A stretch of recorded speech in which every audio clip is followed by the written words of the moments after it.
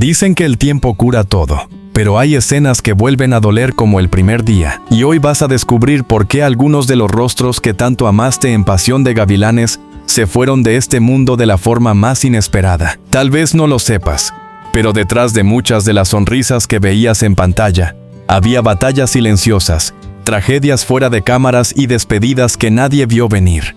En los próximos minutos, vas a recordar personajes que parecían eternos, y cuando escuches cómo terminaron sus historias reales, te prometo que no volverás a ver la novela de la misma manera. Hace más de 20 años una telenovela logró algo que muy pocas consiguen: meterse en la vida de millones de personas como si fuera parte de la familia.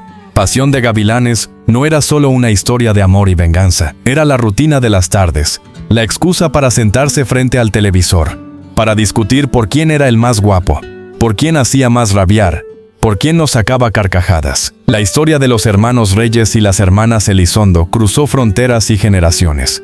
Hijos, padres y hasta abuelos sabían quién era Norma, quién era Juan, quién era Óscar. Pero hoy no vamos a hablar solo de los protagonistas. Hoy el foco está en esos actores que, sin ser siempre el centro de la historia, se quedaron grabados en la memoria colectiva. Algunos con apenas unas escenas, otros con personajes que parecían pequeños pero terminaron siendo gigantes. El problema es que la vida no es como una telenovela. No hay música suave de fondo para avisar que algo malo viene en camino. No hay pausa comercial cuando la tragedia golpea. Muchos de estos actores se fueron en silencio, otros en medio del ruido de los titulares, pero todos dejaron un vacío que todavía se siente cada vez que alguien vuelve a ver un capítulo. Y es ahí donde empieza el desafío de este video: rendir homenaje sin caer en lo triste por lo triste. Recordar sin olvidar que detrás de cada personaje hubo una persona real, con sueños, con miedos, con familias, con planes que se quedaron a medias. Porque cuando uno se entera de lo que vivieron, de cómo se fueron, es imposible no preguntarse cuántas historias más quedaron sin contar. Vamos a empezar este recorrido con un nombre que tal vez muchos recuerdan, pero pocos saben todo lo que hay detrás: Julio del Mar. Si tu memoria vuelve a esas escenas donde aparecía Leónidas Coronado, ese empresario elegante que llegó a mover el corazón de Melissa Santos, seguro recuerdas la forma en que entraba a escena, con seguridad, con una sonrisa amable, como si siempre supiera qué decir. Leónidas no era el típico galán joven, pero tenía algo que lo hacía especial. Representaba esa oportunidad de empezar de nuevo, de creer que siempre hay tiempo para el amor. Julio no llegó a la actuación por casualidad. De joven había soñado con otras cosas. Fue cadete naval. Tuvo una vida muy distinta antes de decidir que lo suyo no era el uniforme, sino los escenarios. Se fue al extranjero a estudiar. Se formó. Se equivocó. Volvió a empezar. Y cuando regresó a Colombia, lo hizo con una determinación que lo llevó a convertirse en uno de los actores más solicitados de su generación. No había año en el que no estuviera en una producción. La mujer en el espejo, Sin senos no hay paraíso. Historias donde su presencia siempre sumaba. No importaba si era un papel grande o pequeño. Él lo defendía con la misma seriedad. Para muchos jóvenes actores era un referente. Alguien que no necesitaba gritar para hacerse notar. Pero los últimos años de su vida fueron muy duros. Sufrió un accidente cerebrovascular que cambió todo. Su cuerpo ya no respondía como antes. Hablar se volvió complicado. Moverse era una batalla diaria. Pasó de estar frente a cámaras a depender de otros para cosas básicas. Y aún así quienes lo visitaban decían que seguía siendo el mismo, con su humor tranquilo, con esa forma amable de mirar. El 25 de agosto de 2019, en Bogotá, su cuerpo ya no aguantó más. Tenía 75 años. Su partida cerró una carrera llena de historias, pero dejó abierta una herida en quienes crecieron viéndolo cada noche. Seguimos con alguien que aportó tensión, peligro y hasta cierto miedo a la historia. Herbert King. Si recuerdas a Herzog Vargas, sabes que no era un tipo fácil de olvidar. Junto a Rubinsky, era el encargado de hacer el trabajo sucio de Armando Navarro.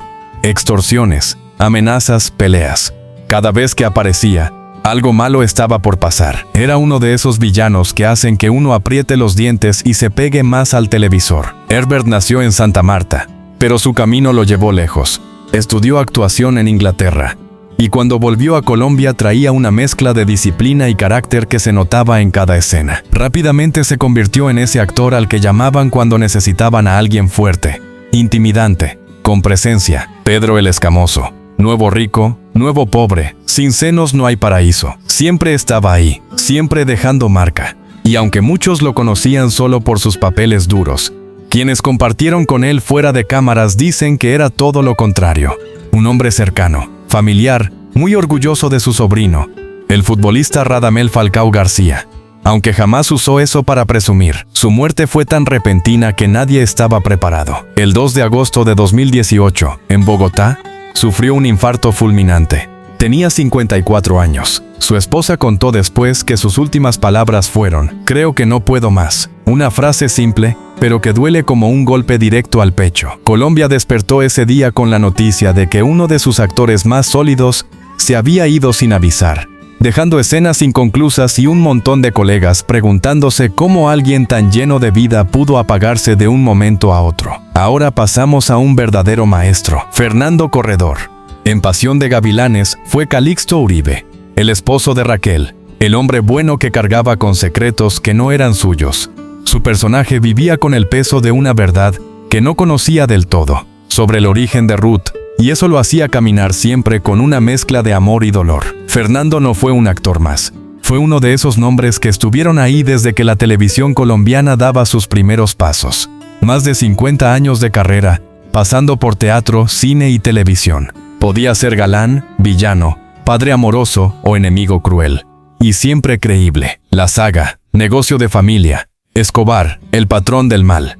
En cada producción dejaba claro por qué se había ganado el respeto de todos. No necesitaba exagerar, no necesitaba grandes gestos. Con una mirada bastaba. Su muerte fue tan absurda como injusta. El 24 de diciembre de 2016, cuando la mayoría estaba pensando en cenas y regalos, Fernando fue atropellado por una motocicleta en Bogotá. Tenía 81 años. Las heridas en la cabeza fueron demasiado graves y no logró recuperarse. Ese día, Colombia no solo perdió a un actor, perdió a un pedazo de su historia televisiva. Hacemos ahora una pausa breve para recordar a alguien que no estaba en la lista inicial de muchos, pero que fue parte de ese universo: Moisés Cadavid. Su nombre real era Ricardo Francisco Valenzuela Cadavid, pero eligió llamarse Moisés porque era el nombre que su madre, la reconocida actriz Dora Cadavid, siempre había querido para él. Solo ese detalle ya dice mucho de la relación que tenían. Creció entre libretos, escenarios y ensayos. Participó en producciones como Madre Luna y Decisiones. Además de actuar, se dedicó al teatro, a dirigir, a producir. Siempre estaba pensando en cómo llevar más arte a la gente. Pero su historia terminó demasiado pronto. En octubre de 2012, mientras promocionaba una obra en Barranquilla, el cáncer de páncreas que llevaba tiempo combatiendo se lo llevó. Tenía 52 años. Su madre estuvo a su lado hasta el final, acompañándolo en silencio, como tantas veces lo había hecho en escena. Seguimos con uno de esos personajes que hacen que un pueblo de ficción se sienta real: Sigifredo Vega. Don Filemón Barragán, el dueño de la tienda, el vecino que siempre estaba ahí. No era protagonista, pero sin él el pueblo no sería el mismo. Era ese tipo de personaje que no roba cámaras, pero que cuando no aparece se extraña. Sigifredo nació en Bogotá y dedicó más de 30 años a la actuación, teatro, televisión, doblaje. Sin senos no hay paraíso. El zorro, la espada y la rosa. Te voy a enseñar a querer. Siempre trabajando, siempre sumando. Cuando se conoció la noticia de su fallecimiento, el 29 de junio de 2024, a los 74 años, después de una larga lucha contra el cáncer de pulmón, muchos se dieron cuenta de algo. Esos actores de reparto, los que no salen en todas las portadas, son los que sostienen las historias desde abajo. Y ahora llegamos a una voz que marcó la infancia de miles de personas: Raúl Gutiérrez. En Pasión de Gavilanes, fue Jaime Justino Bustillo, el administrador corrupto del sanatorio, primo de Fernando Escandón, un tipo sin escrúpulos, de esos que uno odia con ganas. Cada vez que aparecía, uno sabía que iba a hacer algo torcido. Pero más allá de la pantalla, Raúl era famoso por su voz, grave, profunda, capaz de ser dulce o aterradora. Para muchos niños fue la voz del narrador de los Teletubbies. También dio vida al perro Drupi. Sí, ese personaje que parecía lento pero siempre salía ganando. 30 años de carrera, doblaje, radio, televisión. Un hombre que no solo actuaba con el cuerpo sino con cada sílaba. El 25 de julio de 2020, a los 64 años, falleció a causa de un melanoma, una forma agresiva de cáncer de piel. Con su partida se apagó una voz que había acompañado a varias generaciones. Y ahora entramos en una de las historias más dolorosas de todas. Liliana Lozano. En la novela fue Esperanza, una de las vendedoras de la plaza de mercado. Coqueta, alegre, siempre metida en el ambiente popular del pueblo. Sus escenas con Óscar Reyes le daban ese toque fresco que hacía sentir que el pueblo estaba vivo. Liliana nació en Caquetá. Su belleza la llevó a ganar el reinado nacional del bambuco, y de ahí saltó a la televisión. Pasión de Gavilanes fue uno de sus primeros trabajos importantes, y parecía que su carrera apenas estaba comenzando. La Dama de Troya fue otra de las producciones donde mostró que tenía talento de sobra, pero el 10 de enero de 2009 todo se rompió. Con solo 30 años, fue encontrada muerta en una zona rural de Pradera, Valle del Cauca, junto a su pareja Fabio Vargas, hermano de un conocido narcotraficante. Las investigaciones revelaron que fueron sacados a la fuerza del lugar donde estaban, torturados y luego asesinados. La noticia cayó como un balde de agua fría, no solo por la violencia, sino por lo joven que era, por todo lo que todavía podía hacer. Su historia dejó claro que la fama no protege de nada cuando uno se cruza con el lado más oscuro de la realidad. Antes de llegar al último nombre, es imposible no mencionar a alguien que por suerte sigue con nosotros, pero que estuvo a punto de quedarse en el camino. Juan Alfonso Baptista, el inolvidable Óscar Reyes. El hombre al que todos llamaban el Gato, sufrió una parálisis facial que le inmovilizó media cara justo cuando empezaba a soñar en grande. Pensó que su carrera había terminado, cayó en una depresión profunda, creyó que nunca más podría actuar. Pero se levantó, luchó, se recuperó, volvió a las cámaras. Hoy su historia es un ejemplo de que incluso cuando todo parece perdido, todavía se puede volver. Y ahora sí, cerramos con alguien que muchos consideran el corazón de la novela, Sebastián Boscán. Su nombre real era Leonardo Zapata. Nació en Medellín, y aunque participó en decenas de producciones, fue Leandro Santos quien lo convirtió en eterno. El sobrino de Raquel y Calixto, el mejor amigo de Óscar y Jimena. Leal, divertido, extravagante, siempre listo para apoyar, siempre con una palabra justa. Leandro era ese tipo de personaje que hacía que uno se riera incluso en los momentos más tensos. Sus escenas con Óscar están entre las más recordadas de toda la novela. Pero Sebastián llegó a confesar que con el tiempo empezó a sentir que ese papel lo había encasillado. A pesar del cariño del público, temía que solo lo vieran como Leandro. El 28 de noviembre de 2021, en Medellín, a los 51 años, falleció después de luchar contra un cáncer de estómago. Su muerte fue un golpe durísimo, sobre todo porque coincidió con la producción de la segunda temporada, donde su ausencia se sintió en cada escena. Cada uno de estos actores dejó una parte de su vida en Pasión de Gavilanes. No fueron solo personajes, fueron pedazos de historia que hoy seguimos recordando cada vez que vemos un capítulo repetido en la televisión. Y mientras las escenas siguen al aire, ellos viven un poco más en la memoria de quienes los vieron crecer, amar, sufrir y luchar frente a una cámara. Pero hay algo más que casi nunca se dice cuando hablamos de estas pérdidas. No se trata solo de recordar cómo murieron, sino de entender lo que representaron mientras estuvieron vivos, porque cada actor de Pasión de Gavilanes fue, a su manera, un testigo de una época dorada de la televisión latinoamericana, cuando las telenovelas todavía se grababan con ritmo frenético, con jornadas eternas y con presupuestos que rara vez alcanzaban, pero con una pasión que hoy resulta difícil de encontrar. Muchos de ellos compartieron camerinos diminutos, esperaron horas para grabar una sola escena y aún así llegaban con el texto aprendido, con el vestuario listo y con una sonrisa que no siempre reflejaba lo que estaba pasando por dentro. Algunos lidiaban con deudas, otros con enfermedades que no querían hacer públicas, otros simplemente con el miedo de que ese fuera su último papel y que el teléfono dejara de sonar.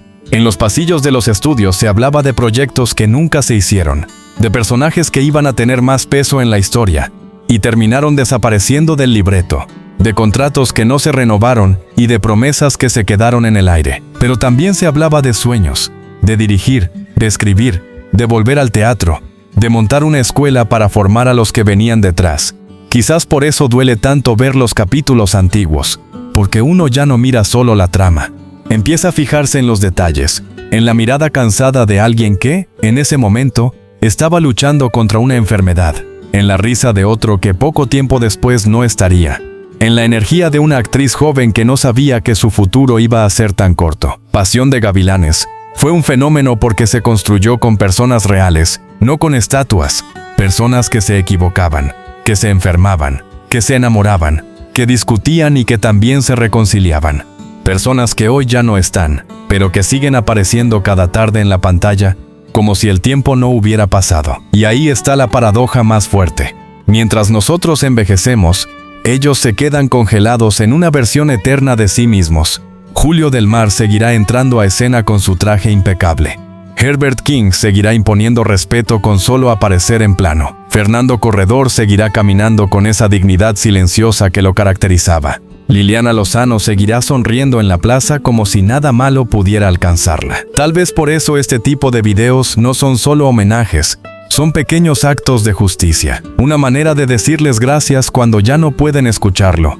De reconocer que, aunque el público a veces olvida rápido, hay historias que merecen ser contadas una y otra vez, porque detrás de cada capítulo hay vidas completas, con inicios, con finales, con capítulos que nunca vimos. Y cada vez que alguien vuelve a poner un episodio, en realidad está haciendo algo más grande de lo que cree. Está manteniendo vivas esas memorias. Así que la próxima vez que escuches la música de entrada, cuando vuelvas a ver a los reyes cabalgando o a las hermanas Elizondo discutiendo, detente un segundo. Mira más allá del personaje. Recuerda al actor, a la persona, a la historia que hubo detrás. Tal vez entonces entiendas que Pasión de Gavilanes no es solo una telenovela. Es un archivo emocional de toda una generación. Un lugar donde todavía habitan quienes ya se fueron, esperando a que alguien, en algún rincón del mundo, vuelva a apretar play. Suscríbete al canal.